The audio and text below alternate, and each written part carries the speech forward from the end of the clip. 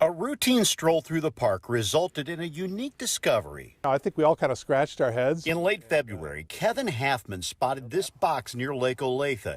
It was an urn holding the cremated remains of 97-year-old Eunice Schneidmiller and was supposed to have been interred beside her husband 3.5 hours away in Russell, Kansas. It was odd as heck. You know, you start trying to put the story together in your head. Well, how did this happen? The right person found Eunice's urn. At this point, we're more interested in knowing the story and completing the puzzle on how she made it here to Olathe. John Schneidmiller, Eunice's 88-year-old nephew, is believed to be her only living relative. I was really surprised to hear that the ashes didn't get where they were supposed to have gone. I could not believe that they ended up on the other side of Kansas instead of being in Russell, Kansas. It was amazing to me. You just want the end to be correct. You know, you want to put a correct end to things. Police say driving Eunice home for good is the right thing to do. Sean McDowell, Fox 4, working for you. So the next morning, I get a phone call from a woman who helped us connect the dots on how Eunice's urn ended up here in Olathe.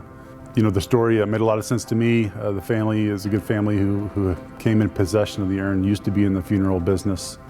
They did the right thing by hanging on to it all these years. They could never identify who it belonged to.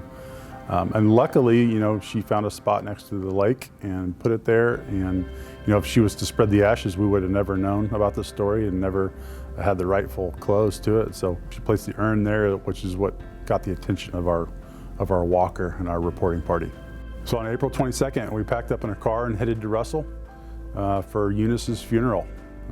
A long time coming, since 2005, and finally in 2021, we're getting it done. You know, kudos to the city of Russell for waiving the burial permits for the service.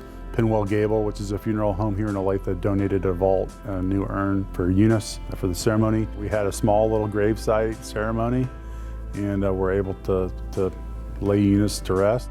You know, one thing that we noticed right away was the family plot there of the Schneidmiller family. You know, Eunice did have a gravestone that had her birth date and didn't have a death date on it. So as soon as we put Eunice in the ground, the sky opened up. You know, it was an overcast day, cold, windy, and literally as soon as we set her in, there's kind of a little gap in the trees, and like this is one of those like Hollywood moments where the sky parts and the sun's like beaming down right where we were. So that was really neat.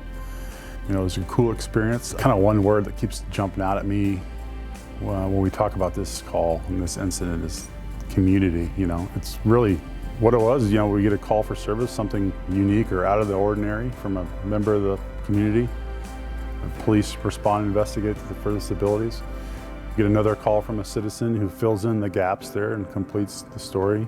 And then you've got members, you know, of business, community, local government stepping up, doing their part, you know, all just working together to ultimately fulfill a goal and do the right thing for the right reasons.